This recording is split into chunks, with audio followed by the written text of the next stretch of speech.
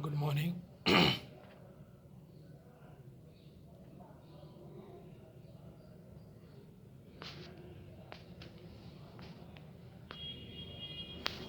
Good morning.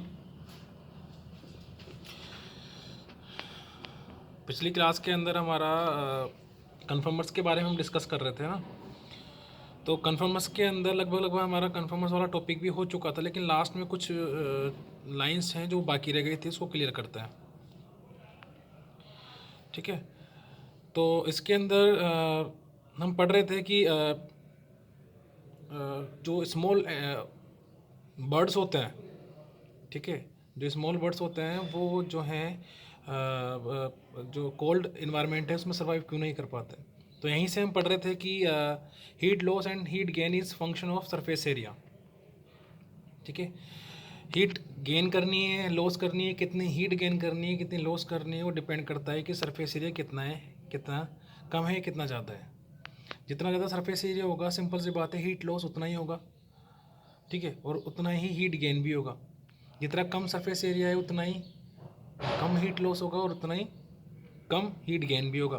कहने का मतलब ये है। लेकिन इन केस ऑफ, जहाँ इसने एग्जांपल दिए श्यूज और हमिंग बर्ड, ठीक है, तो यहाँ पर देखो क्वेश्चन ये राइज होता है कि ये जो हैं वो कोल्ड एरिया में क्यों नहीं मिलते हैं। तो इसका रीज़न क्या है, इसका आंसर हमें देखना है। तो इसका आंसर क्या होगा, देखो, दो तरह के ऑर्गेनिज्म की हम यहाँ बात करेंगे। एक ऑर्गेनिज्म जिसका वॉल्यूम तो कम है और सरफेस एरिया क्या है, ज़्यादा है। जिसका वॉल्यूम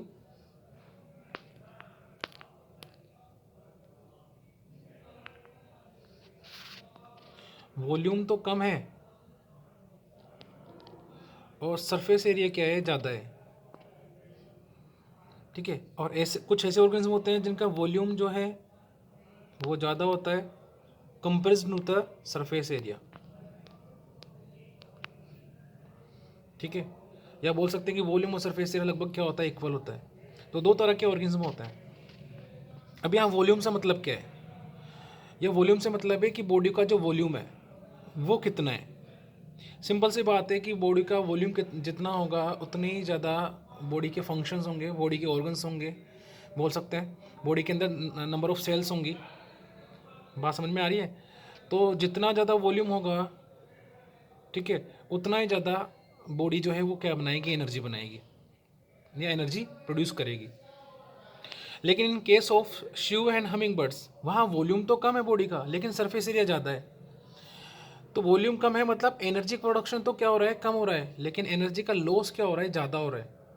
तो अगर इन ऑर्गेनिज्म को हम कहाँ रख दें, कोल्ड एरियाज़ में रख दें, तो इनका ये कोल्ड एरिया में रखेंगे तो क्या होगा, इनकी बॉडी के अंदर जो है एनर्जी, मोस्ट ऑफ एनर्जी किस में लग जाएगी, हीट प्रोड्यूस करने में।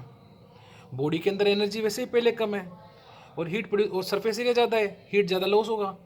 तो हीट प्रोड्यूस करेगा, हीट ज़्यादा लॉस होगा, तो उस कंडीशन में क्या होगा, बॉडी की दूसरी जो मेटाबॉलिक प्रोसेस है उनके लिए जो एनर्जी चाहिए वो नहीं बचेगी।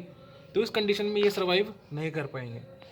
यहाँ दूसरे टाइप के ऑर्गेनिज्म हम बात कर रहे हैं जहाँ वॉल्यूम और सरफेस एरिया क्या है, कम है कंपेरिजन टू द वॉल्यूम। तो बॉडी के अंदर एनर्जी बहुत सारी है, लेकिन एनर्जी लॉस क्या हो रहा है, कम हो रहा है। तो बोल सकते हैं कि जो एनर्जी है वो हीट लॉस में भी या हीट बनाने में भी एनर्जी हम यूज़ कर सकते हैं, उसका मेटाबॉलिज्म वहाँ अफेक्ट नहीं होगा। तो ये था कि क्यों श्यूज़ और जो हमिंग बर्ड्स हैं वो कोल्ड एरियाज़ में नहीं रह पाते। आई होप समझ में आ गया होगा ये, है ना।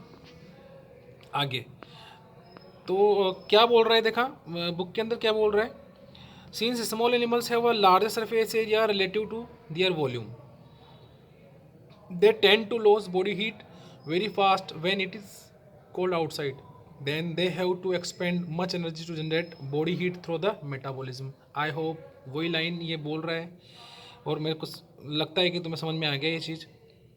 This is the main reason why very small evolution the cost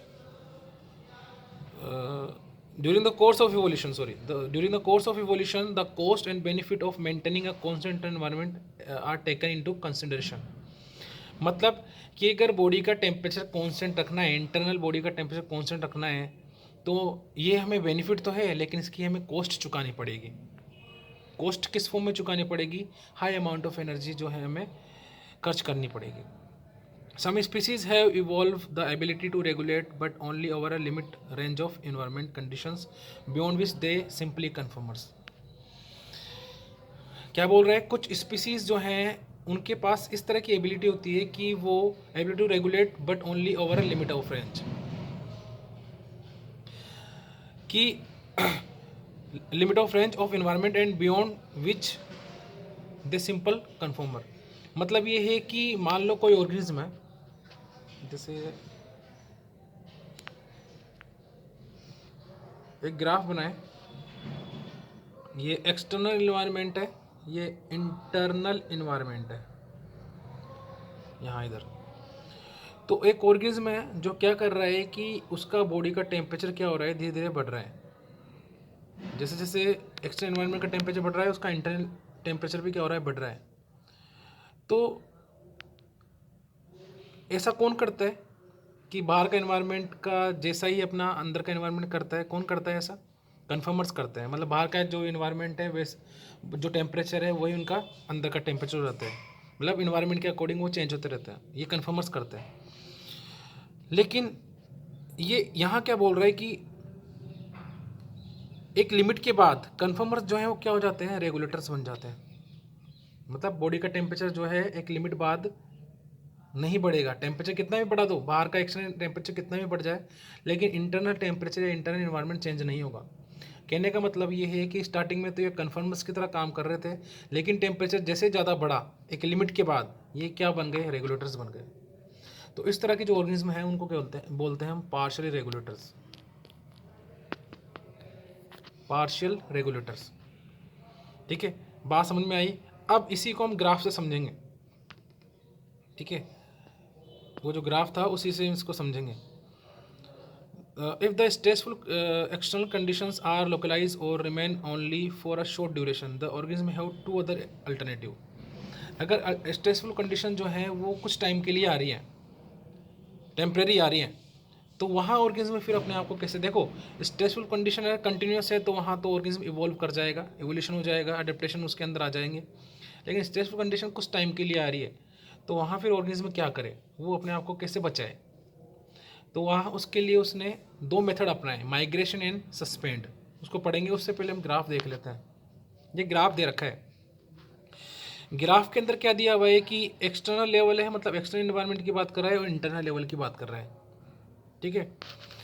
तो यहाँ तीन ग्राफ दे रखे हैं, देखो। पहला ग्राफ तो ये है, ठीक है। पहला ग्राफ तो ये दे रखा है जो रेगुलेटर का है। क्या शो कर रहा है, कितना भी टेम्परेचर बढ़ा लो, कितना भी, जैसे यहाँ पर टेम्परेचर, ये टेम्परेचर वाला ग्राफ मान लेते हैं, ये टेम्परेचर वाली एक्स एक्सिस जो है उसको टेम्परेचर मान लेते हैं।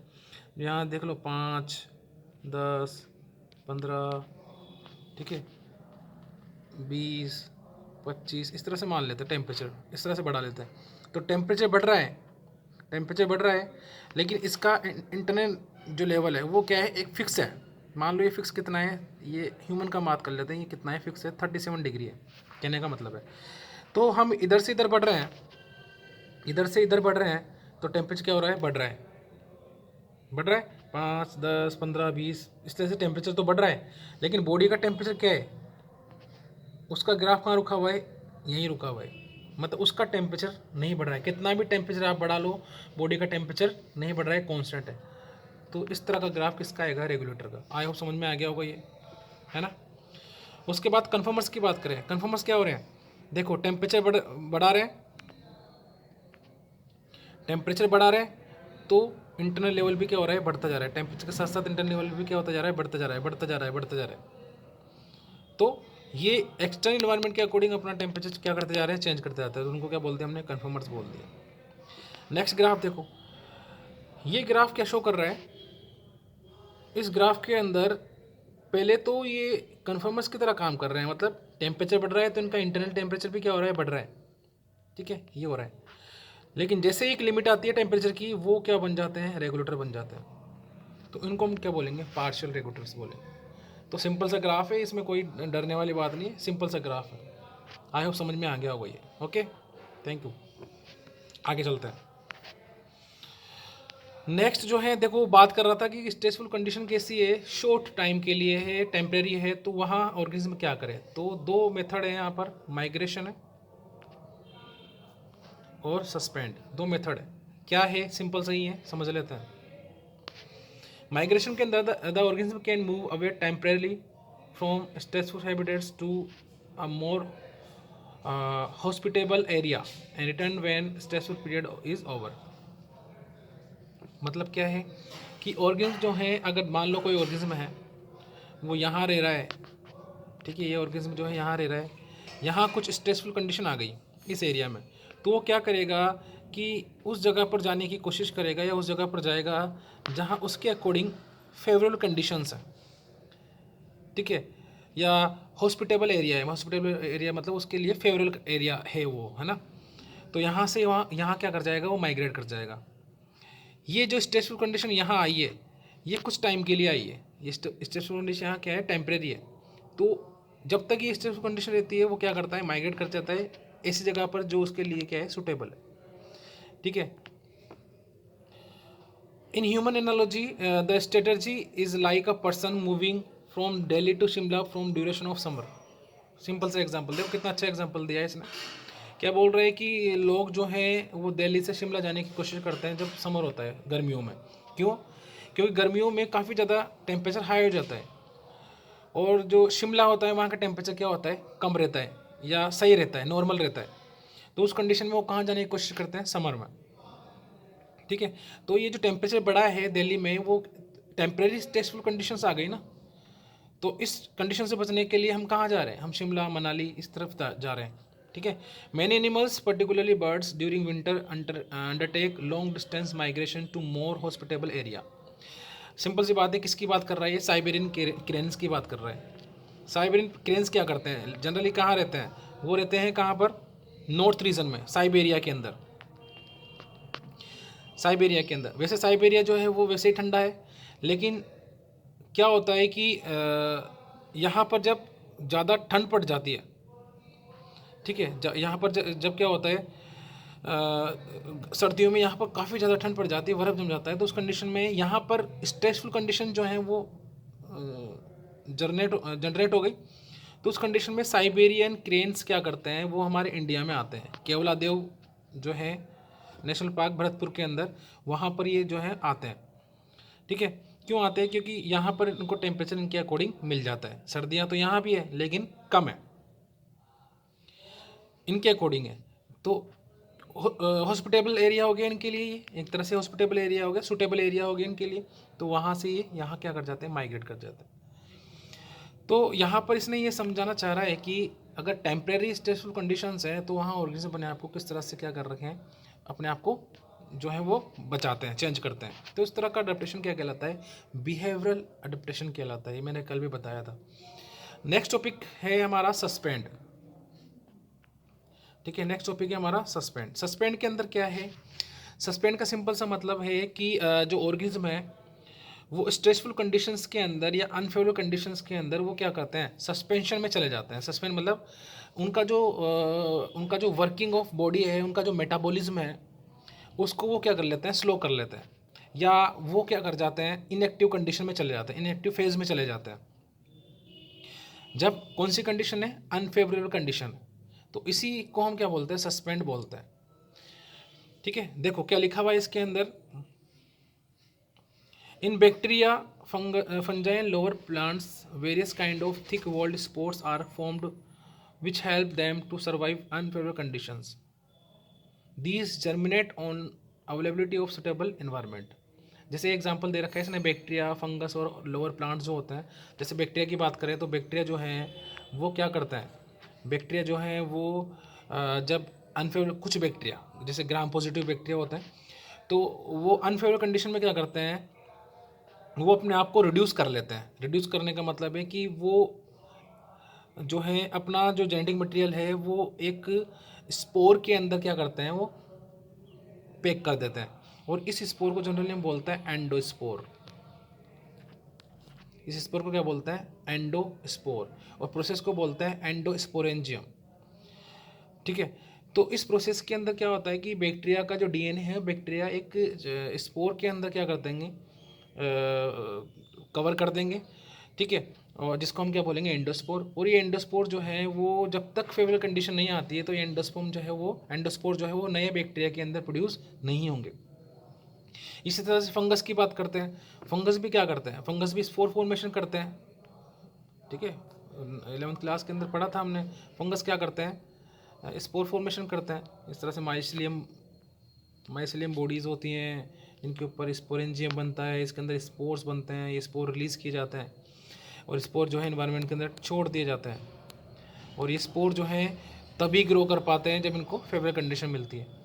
ठीक है, तो कहना ये चाह रहा है कि ये स्पोर्स हैं या बैक्टीरियल स्पोर, एंडोस्पोर है, ये क्या होते हैं, ये सस्पेंड कंडीशन है, सस्पेंशन वाली कंडीशन में चले जाते हैं। ठीक है, जब इनके लिए अनफेवरेबल कंडीशन होती है, जब फेवरेबल कंडीशन मिलेगी, सूटेबल कंडीशन मिलेगी, तो ये क्या कर जाते हैं, जर्मिनेट कर जाते हैं। उसी तरह से प्लांट्स की बात करते हैं, प्लांट्स के अंदर सीड्स की हम बात करते हैं। ठीक है, सीड जो है क्या होते हैं, एक सीड जो है एक नया प्लांट ग्रो करने की कैपेसिटी रखता है, क्योंकि सीड के अंदर एम्ब्रियो होते हैं, कोटिलेडन होते हैं, सब कुछ चीज़ें होती हैं। ठीक है, लेकिन हमें ये भी पता है कि सीड्स जो है हम कई महीनों सालों तक रख सकते हैं बिना विदाउट जर्मिनेशन। तो ऐसा क्या होता होगा उन सीड्स के अंदर कि वो जर्मिनेट नहीं करते हैं। तो सबसे पहली बात तो हम ये ध्यान रखते हैं कि वो जो सीड्स हैं वो क्या ना हो, उनको इस तरह की कंडीशन नहीं मिले जो उनको जर्मिनेशन के लिए ज़रूरी है। तो सबसे पहले तो हम सीड्स को क्या करते हैं, ड्राई करते हैं, मोस्ट ऑफ जो उनका मॉइस्चर्स है, उसको मॉइस्चर कंटेंट है उसको हम रिमूव करवाते हैं। ठीक है, उसके बाद सीड्स को जो हम इस तरह की कंडीशन देते हैं कि वो जर्मिनेट ना कर पाए। बात समझ में आ रही है। तो इस कंडीशन में सीड जो है देखो, सीड्स और सीड के अंदर क्या चेंजेस आते हैं, सीड जो है वो क्या कर जाते हैं, वो डोरमेंसी में चले जाते हैं। एक प्रोसेस होता है जिसको बोलते हैं डोरमेंसी। डोरमेंसी का मतलब क्या होता है कि सीड्स के अंदर का जो मेटाबॉलिज्म है, अंदर जो मेटाबॉलिज्म है, अंदर की जो प्रोसेस है, वो क्या कर लेते हैं, वो बहुत ज़्यादा स्लो कर लेते हैं, इनएक्टिव फेज में चले जाते हैं। मेटाबॉलिज्म तो करेंगे लेकिन बहुत ज़्यादा स्लो कर लेते हैं।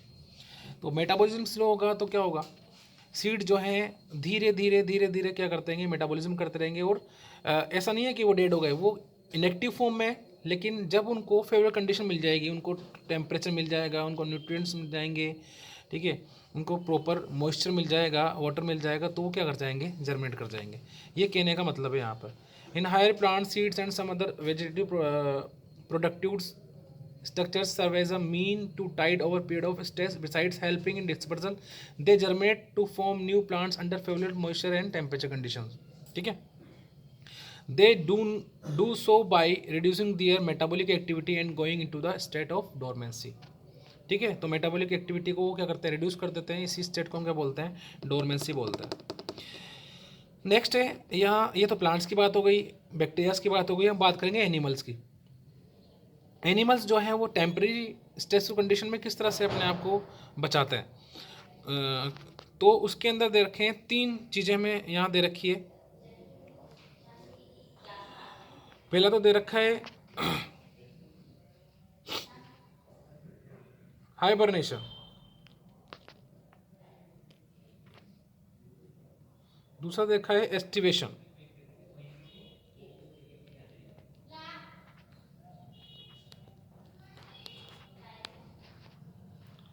ठीक है, और तीसरा दे रखा है डायापोज।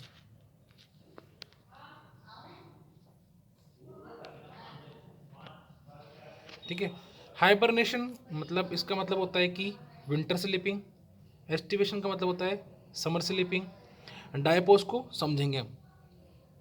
तो हाइबरनेशन का मतलब मैं बोल रहा हूँ कि विंटर स्लीपिंग। विंटर स्लीपिंग का मतलब होता है कि जब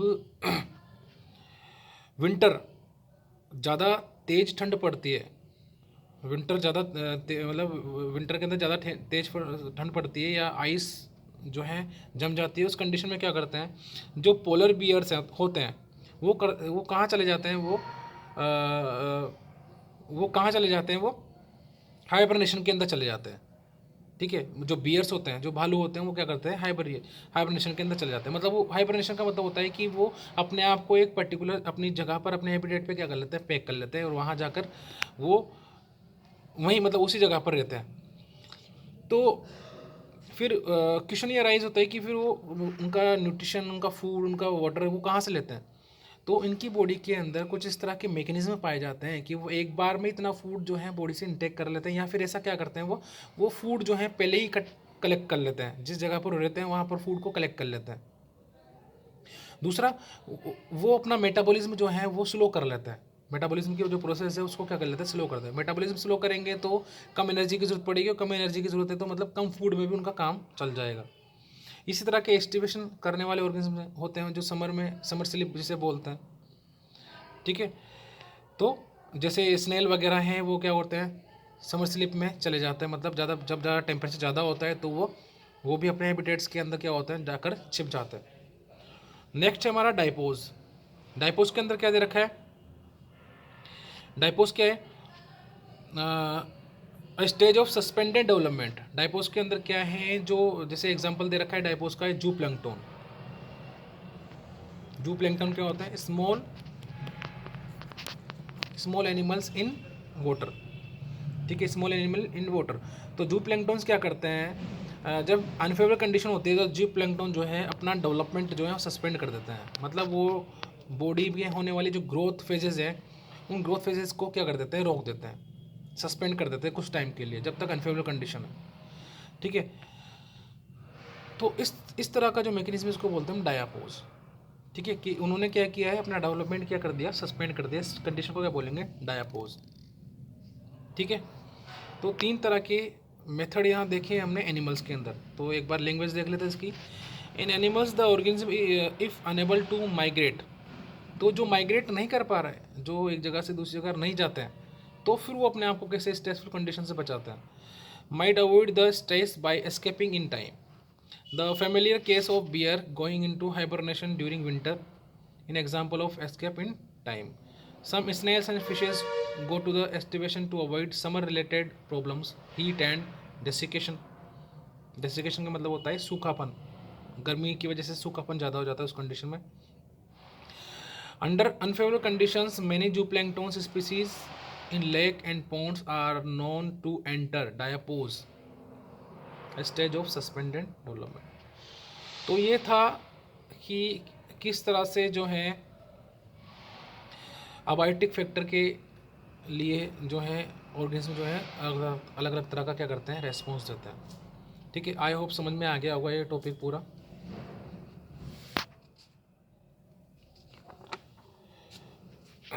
इसके बाद हम बात करेंगे, नेक्स्ट टॉपिक है हमारा अडप्टेशन।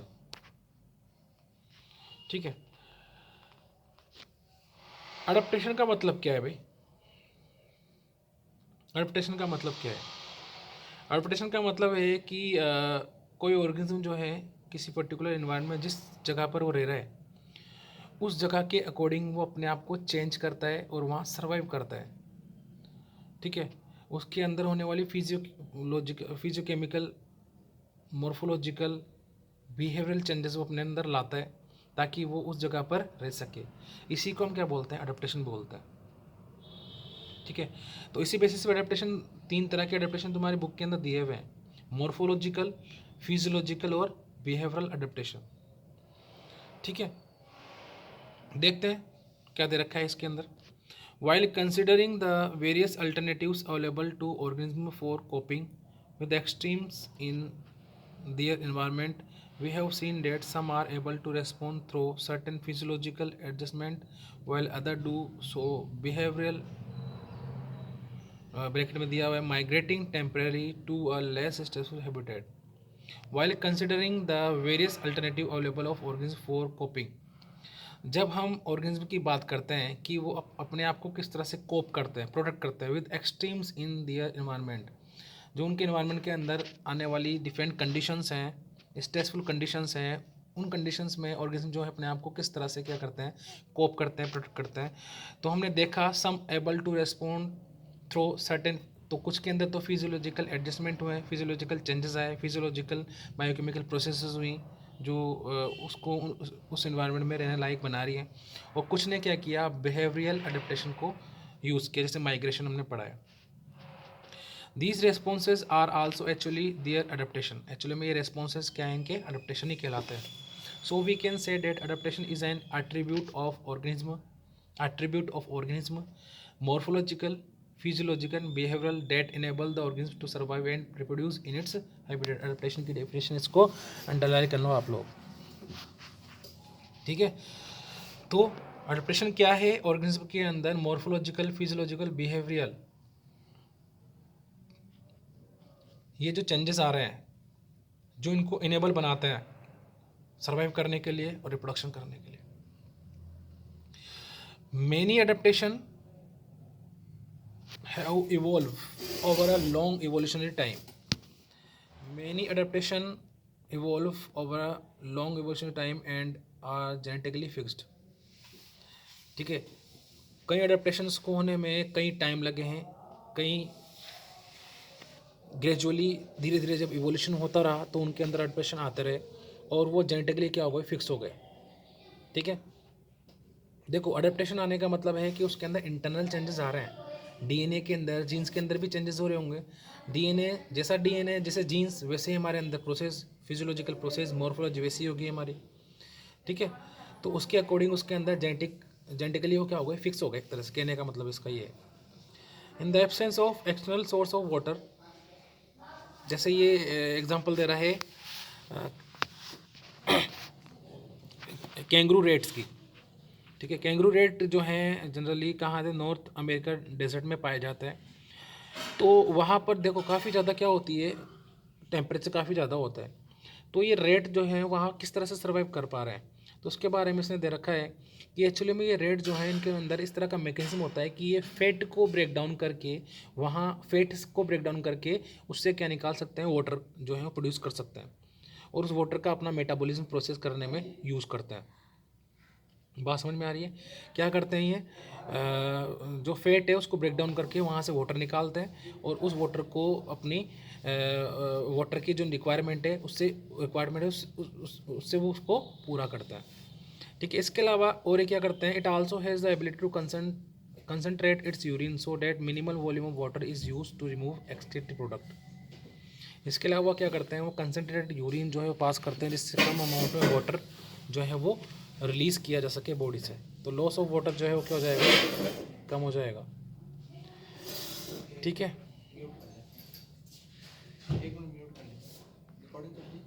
तो यहाँ पर एग्जांपल दिया है रेट का। तो ये रेट के अंदर क्या हुआ है, रेट के अंदर क्या हुआ है, मॉर्फोलॉजिकल चेंज हुआ है, फिजियोलॉजिकल चेंज हुआ है। तो यहाँ पर इसकी फिजियोलॉजी चेंज हुई है, ठीक है, कि उसका बॉडी के अंदर इस तरह के फंक्शंस, इस तरह के मैकेनिज्म डेवलप हो गए कि वो उस हाई टेम्परेचर वाले एरिया में आराम से क्या कर पा रहा है, सर्वाइव कर पा रहा है, ठीक है। इसके बाद यहाँ पर कुछ मॉर्फोलॉजिकल एडेप्टेशन, फिजियोलॉजिकल एडेप्टेशन और बिहेवियरल एडेप्टेशन के एग्जांपल दे रखे हैं। हर पैराग्राफ जो है वो अलग अलग तरह का एडेप्टेशन शो कर रहा है। जैसे फर्स्ट पैराग्राफ हम जो पढ़ेंगे वो शो करेगा मॉर्फोलॉजिकल एडेप्टेशन को। तो मॉर्फोलॉजिकल एडेप्टेशन का जो भी है हमें पढ़ना है वो नेक्स्ट जो हमारा पैराग्राफ है उसके अंदर दे रखा है, इसका सारा जितना भी है। Many desert plants have a thick cuticle on their leaf surface and have their stomata arrange in deep pits to minimise water loss through transpiration. तो क्या दिया हुआ है, many desert plants have thick cuticle. Most of desert plant जो हैं उनकी leaves के ऊपर या उनकी बॉडी के ऊपर क्या होता है, थिक क्यूटिकल की कवरिंग होती है उनकी लीव्स के ऊपर। क्यों होता है ऐसा, क्योंकि क्यूटिकल जो है वो वाटर इम्पर्विबल सब्सटेंस है। तो डेजर्ट के अंदर हम पता है कि टेम्परेचर ज़्यादा होगा, तो टेम्परेचर ज़्यादा होगा तो क्या होगा, एवेपोरेशन की प्रोसेस ज़्यादा होगी।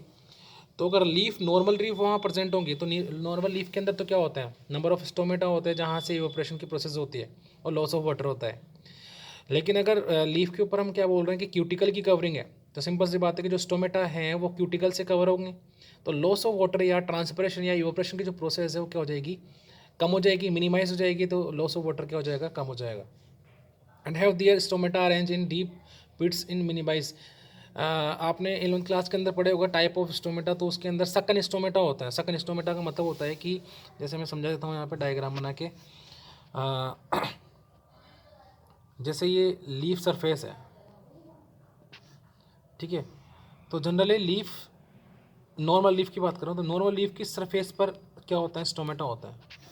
लेकिन सकन स्टोमेटा क्या होता है, सरफेस के अंदर की तरफ यहाँ पर क्या होंगे, स्टोमेटा होंगे। मतलब स्टोमेटा सरफेस पर ना होकर सरफेस से थोड़ा अंदर डीप जो है ये प्रेजेंट होता है। इससे होगा क्या, डेजर्ट के अंदर चलने वाली जो गर्म हवा है, गर्म हवा भी क्या करती है, ऑपरेशन कोज करती है ना। तो गर्म हवा जब चलेगी, जैसे मान लो ये इस तरह की लीफ वहाँ है, तो गर्म हवा चलेगी तो क्या होगा, डायरेक्ट कांटेक्ट किससे है, स्टोमेटा से। और जब डायरेक्ट स्टोमेटा के कांटेक्ट में ये हॉट एयर्स होंगी, तो उस कंडीशन में क्या होगा, रेट ऑफ ऑपरेशन क्या हो जाएगा, इंक्रीज हो जाएगा। लेकिन अगर इस कंडीशन में है लीफ, तो क्या होगा, जो स्टोमेटा है वो एयर के डायरेक्ट कांटेक्ट में नहीं होगा, तो जो रेट ऑफ इवोपरेशन है वो क्या हो जाएगा, डिक्रीज हो जाएगा, लॉस ऑफ वाटर कम हो जाएगा। ठीक है, next, they also have special photosynthetic pathway CAM that enable their stomata to remain closed during their time। कुछ प्लांट्स ऐसे हैं जिन्होंने अपने आप को क्या किया है, चेंज किया है, ताकि वो क्या करें, अपना जो वाटर लॉस हो रहा है एवोपरेशन के थ्रू उसको कम कर सकें। तो उन्होंने क्या किया, उन्होंने दूसरे प्लांट से अलग अपने अंदर जो है वो फीचर क्रिएट किए। क्या क्रिएट किए कि जनरली नॉर्मल प्लांट जो हैं उनके स्टोमेटा दिन में क्या होते हैं, ओपन रहते हैं, लेकिन CAM प्लांट जो है, ठीक है, क्रेसुलिनियन एसिड प्लांट्स इन्हें बोलते हैं, मेटाबॉलिज्म प्लांट इन्हें बोलते हैं। तो 11th क्लास के अंदर पूरा डिटेल में दिया हुआ है इनके बारे में। तो CAM प्लांट क्या करते हैं, वो स्टोमेटा दिन में क्लोज ना कर दिन में ओपन ना कर वो कहाँ कब ओपन करते हैं, रात में। अब क्वेश्चन अराइज होता है कि सर स्टोमेटा अगर वो दिन में ओपन नहीं कर रहे हैं तो सनलाइट जो CO2 है कैसे आएगा, और सनलाइट की प्रेजेंस में, फिर सनलाइट की प्रेजेंस में, क्योंकि प्लांट तो क्या होता है CO2 और सनलाइट की प्रेजेंस में फूड बनाते हैं, लाइट रिएक्शन करते हैं, और लाइट रिएक्शन डार्क रिएक्शन पर डिपेंड होती है। लाइट रिएक्शन पर डार्क रिएक्शन क्या होती है, डिपेंड होती है। तो फोटोसिंथेसिस कैसे करेंगे, तो इसका आंसर ये है कि CAM प्लांट जो है वो रात में स्टोमेटा जो है वो ओपन करते हैं, रात में CO2 लेते हैं और CO2 को फिक्स करते हैं सम ऑर्गेनिक कंपाउंड्स में। CO2 को फिक्स करते हैं इन सम ऑर्गेनिक कंपाउंड्स, वो ऑर्गेनिक कंपाउंड्स स्टोर रखते हैं। ठीक है, तो CO2 ले लिया अंदर, रात को अंदर ले लिया, क्योंकि स्टोमेटा का काम क्या है, CO2 को लेना और ट्रांसपरेशन करना, दो ही काम है स्टोमेटा के। ठीक है, तो स्टोमेटा रात में इन्होंने क्या किया, स्टोमेटा के थ्रू क्या ले लिया, CO2 को इंटेक कर लिया। तो CO2 इंटेक करके फिर CO2 को कुछ किस में कन्वर्ट कर लिया, कुछ ऑर्गेनिक सब्सटेंस के अंदर कन्वर्ट कर लिया। देन जब डे होगा तो क्या होगा, स्टोमेटा क्लोज है, हमें तो चाहिए था क्या, CO2 चाहिए था अंदर, वो हमने ले लिया, वो CO2 किस में कन्वर्ट हो गया, ऑर्गेनिक सब्सटेंस के अंदर। तो क्या हुआ, जब डे होगा तो डे के अंदर क्या होगा, लीफ जो है सनलाइट को एब्जॉर्ब करेगी और उस सनलाइट का यूज़ करेगी, और जो ऑर्गेनिक सब्सटेंस उन्होंने बनाए उन दोनों को यूज़ करके क्या बना लेगी, फूड बना लेगी। तो इस तरह से इनका जो है वो लाइफ साइकिल चलती है। Some desert plant like opuntia have no leaves, they are reduce to spine, ये तो कई बार पढ़ चुके हैं तो मेरे ख्याल समझ में आ गया होगा। And the photosynthetic function is taken over by flatten stem. ठीक है, तो लीव्स तो इनकी हमें पता है मॉडिफाइड हो जाती है थ्रोन्स में, तो फोटोसिंथेसिस प्रोसेस इनकी किसके थ्रू होता है, इनका जो फ्लैटन स्टेम्स होते हैं जो जनरली लीफ लाइक ही दिखता है। ठीक है, आगे दे रखा है mammals from colder climates generally have shorter ear and limbs to minimise heat loss. Allen rule है भैया, ये इंपॉर्टेंट है, इसको अंडरलाइन कर लेना। एलन रूल्स क्या बोलते हैं कि एलेंस क्या बोलते हैं कि भाई कुछ मेमल्स जो हैं जनरली जो कोल्डर एरिया में रहते हैं, तो उनके ईयर और उनके लिम्स क्या होते हैं, मिनिमाइज होते हैं, छोटे होते हैं, उनके कान और उनके जो लिम्स है वो छोटे होते हैं। क्यों होते हैं, ताकि कान और लिम्स इनके छोटे होंगे तो सिंपल सी बात है कि सरफेस एरिया क्या हो जाएगा, बॉडी का कम हो जाएगा, बॉडी का सरफेस एरिया क्या हो जाएगा, कम हो जाएगा। सरफेस एरिया कम हो जाएगा तो हीट लॉस भी क्या हो जाएगा, कम हो जाएगा। तो सरफेस एरिया कम करने के लिए इनके ईयर्स और इनके जो लिम्स है वो क्या होते हैं, छोटे होते हैं, ताकि कम से कम जो है हीट लॉस हो सके। इसी को बोलते हैं Elon rule. In some polar seal aquatic mammals like seals have a thick layer of fat। हमें पता है कुछ ऑर्गेनिज्म होते हैं जिनकी बॉडी पर क्या होता है, फैट की मोटी लेयर होती है जिसको हम ब्लूबर बोलते हैं। तो ये ब्लूबर जो है वो एक्चुअली में क्या होती है, काफ़ी थिक फैट की लेयर होती है। ये इसका काम होता है कि ये एज ए इंसुलेटर काम करती है, बॉडी की जो हीट है उसको बनाए रखने का काम करती है, बॉडी की हीट से बॉडी की हीट को बॉडी से बाहर निकालने से रोकती है। तो जो पोलर एरिया में रहने वाले सील्स हैं या इस तरह के ऑर्गेनिज्म हैं जो कोल्ड वाटर में रहते हैं, तो वहाँ पर उनकी बॉडी के ऊपर क्या होते हैं, फैट की लेयर होती है, तो below the skin and act as a insulator and reduce loss of heat. तो इस तरह से एक तरह से इंसुलेटर का काम करते हैं, जिससे बॉडी की जो हीट है उसको रिड्यूस होने से रोक सके। ठीक है, आई होप यहाँ तक आपको समझ में आ गया होगा। ये मॉर्फोलॉजिकल एडेप्टेशन कहला रहे हैं सारे, क्योंकि यहाँ पर क्या हो रहा है एक्चुअली में, मॉर्फोलॉजी के अंदर चेंजेस आ रहे हैं, स्ट्रक्चर के अंदर चेंजेस, आउटर स्ट्रक्चर के अंदर चेंजेस आ रहे हैं, तो इसलिए इसको क्या बोल दिया, मॉर्फोलॉजिकल अडेप्टेशन बोल दिया। नेक्स्ट हम पढ़ेंगे फिजियोलॉजिकल अडेप्टेशन और उसके बाद बिहेवियरल अडेप्टेशन। ठीक है, ओके, थैंक यू।